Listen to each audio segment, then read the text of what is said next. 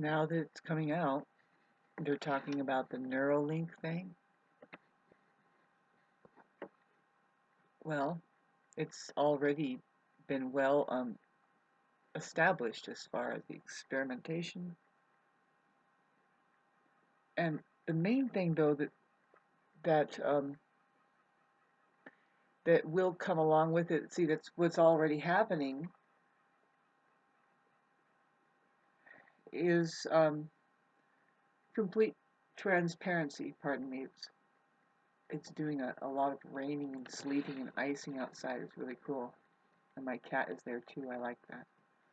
Um, so the hijacking of the brain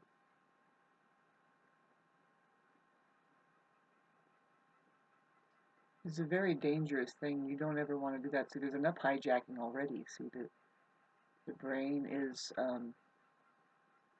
actually hooked into the cosmos, which is the entire universe. If you really want to get interested in it, see, I have the saying, and it's not a random saying. It's kind of there's a profound reason why I would come up with it. It says that maybe an alien is just a different idea coming in, a new idea coming in, and you can just sit and contemplate that with your own thinker or not. See, if you don't have your own thinker on, if you haven't fired off just a little bit of it, and they say that we're only using 0.02% of our brains as far as the actual intelligence that is really it's really capable of tapping into, whether it's technological. Of course, I think the entire human being is a technological advancement that is made by a creator that just knows so well what it's doing that you can't really surpass its consciousness and game that it's playing, not even with anything. But see, the thing that's happening on this planet, it's very, very peculiar. If we um, take into consideration that maybe maybe maybe there's something called unnatural. See, there's a natural form of something, and then there's an unnatural form of something. And so when we speak of a so-called alien being, which let's just talk about an extraterrestrial, just anybody that is there. I mean, really is that's an extra that's leaving an extra layer, whether it be a hair that fell or a spaceship that landed. Any kind of communications, to tell you the truth. See, the thing is that we hear that there's telepathy. Telepathy is, and the way that we're communicating through that energy, that is what? Well, it's the shamans already coined this term, not making this up. 10,000 years ago it was heard, the web. Now we call it, now like Nassim Haram, he calls it the unifying field. I just say it's outer space. That space, that place in between your nose and your hand there, here it is, right here now. It's just a space, ladies and gentlemen. Do not exclude that beautiful, ever forgiving fucking space.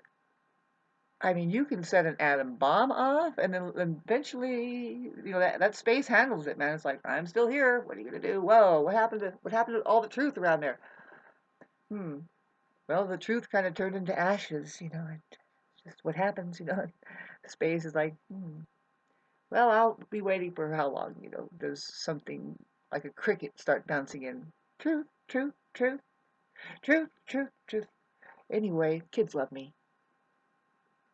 I didn't just say retarded people love me either. That's what we get when we think we're an adult and all of that stuff. Anyway, I'm telling you, kids love me. Boy, don't have a good time. Don't show a narcissist that you're having any kind of a good time. Did you ever experience a narcissist just pre-telling you that they're a boundary breaker, that they are jealous people? I mean, they come from a place. Their conversation will allude to. I don't think that's a real word. It leads to Like if you trace from where are you coming, it's coming from really profound insecurity, jealousy, immaturity, and you get kind of, it's hard to have a conversation or even connect with anybody like that, right? It's hard to tell who's who too because they are playing a game a lot that if you don't follow it, of course, boy, they're gonna shiest you somehow, and it's like they just think that that's just the world and the way it is, and you're supposed to also handle that it's completely unconscious in them, and you know, a lot of that is the truth because they're just wired up in a very poor way that is very primitive, right? Primitive. We all have it. We all can have it. We can all have narcissistic traits under stress, but it's temporary, and we pull out of it. See, the narcissist won't let you pull out of any of that. No way. But see, yeah, under stress, we can become all kinds of different ways. They could be considered mean and manipulative and deceptive and all that stuff because we're just like trying to survive. And boy, having said that, who isn't rendered up a complete stone cold fucking narcissist in case just you want to make some money and pay some bills? I'm not kidding. Look at what all of the professionals are saying. A narcissist is usually somebody who is really, they are really great at making money. You can't make money without being a soulless, heartless, you know, somebody with no empathy, somebody who thinks it makes sense to only get a deal but never give anybody a deal. You know what I mean? It's that world right there where I just say, sanctuary, please, sanctuary. Is there, I, you know, I think money is a good idea if it's based in the reality of let's pay for people to do things healthily. Let's pay for people to not abandon their moral mind. Let's pay for people to organize themselves and say this is how we avoid overworking our bodies, our minds, and our spirits, and to the point of being abusive to people on all levels. Always, you know, the cerebral narcissist is one of the most fascinating studies because these are, I think, both men and women, but I think as usual, men are prone to narcissism. Period. If it's in a woman that she has a fully encapsulated mind, then it comes with psychopathy, and I keep explaining why that is. It's because her fully encapsulated mind could be such that now it's in a position of power to not only suck men into her, have kids on top of it, 5, 12, and start subjecting them. Really? Right? Because that's what a psychopath is somebody who wants to control other people, subject them, do something against their will. Have you heard of mommy dearest? And it's like, well, how many people are doing that just right over there and over there? And it's like legal or something. It's like, it's the norm. You'd be surprised. Yeah, that's what's fuming as a society, you know? And it is so devastating to be somebody that is kind of really not sporting such the stories that come at them, at me anyway, when I hear of a lot of things. It could be even that there is no physical violence, but there's this like cold, non-emotional availability, very uh, materialistic oriented and oriented to group, you know, like they're highly religious maybe, and then they really take all that stuff like it's their life, and their home is vacated of hospitality, really. It's interesting. You know, it's put together like a darn museum. It's looking like not a human lives there. The poor kids, you know, they are dressed up as a dolly, and they are denied of a lot of their own human expression. See, this is the thing about also about we can't go on and on enough about this to start to get our fresh air about it. You know, for me, I'm not a perfect person, and see, there's always that original offense, and it's like, wait a minute, now this is where Christ would say, you know what, you need to learn how to forgive people, and that doesn't usually mean just let them keep stomping on you and doing things without seeing who they are. No, actually, forgive is a word that means to pre-gift, do something beforehand, right? For, usually there's an E, F-O-R-E, which means forth, and give. You do something first. Do it first.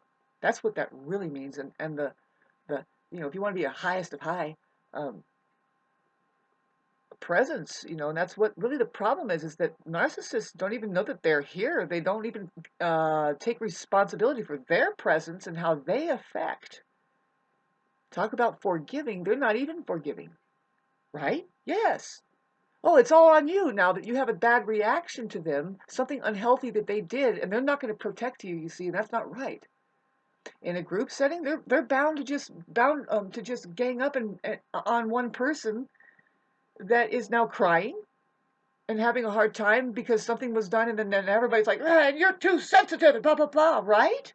Please, please, this can't be talked about enough because, well, first of all, there's a lot of talk anyway, and who talks more but the narcissist? Really, they are there with the loads of confidence to tell you that you're wrong and bully after you in high numbers. Because why? Well, look at them, look at us, look at what's happening. Is that very few people can we really trust to say that this is the ideal deal for bodily health, spiritual health, or mental health. Now, I go to bodily health first because it's like, no, actually, we can trust a lot of them. Why?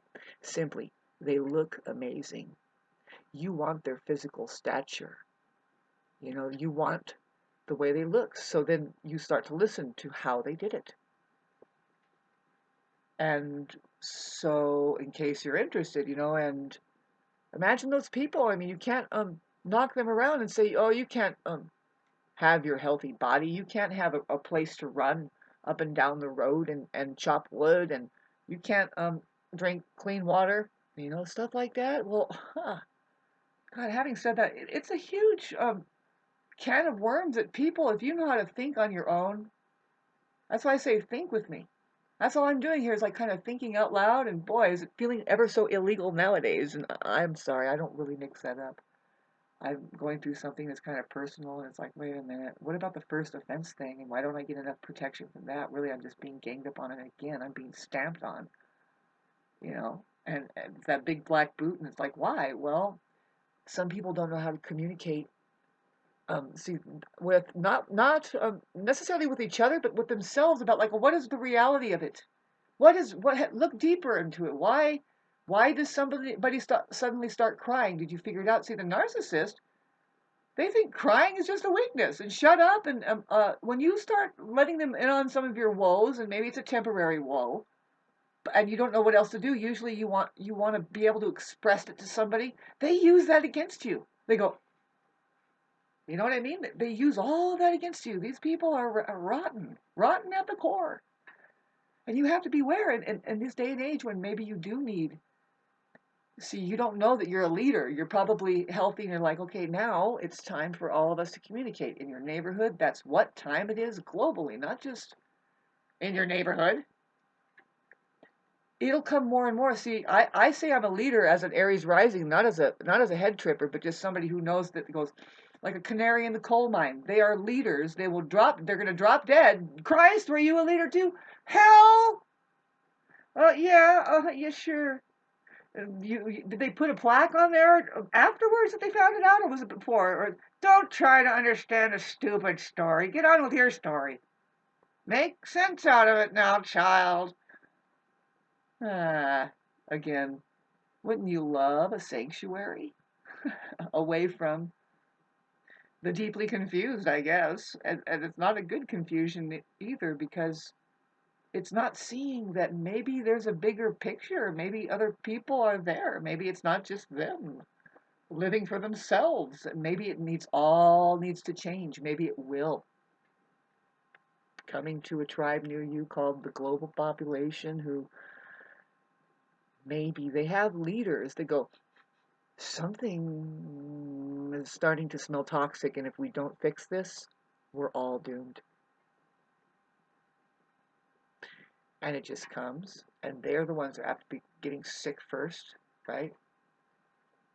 Because they'll be like, because you didn't see, you didn't listen, blah, blah, blah, and you actually attacked me a lot, and because I was chirping, and you put a towel over me, and blah, blah, blah. I'm telling you, kids love me. hide them.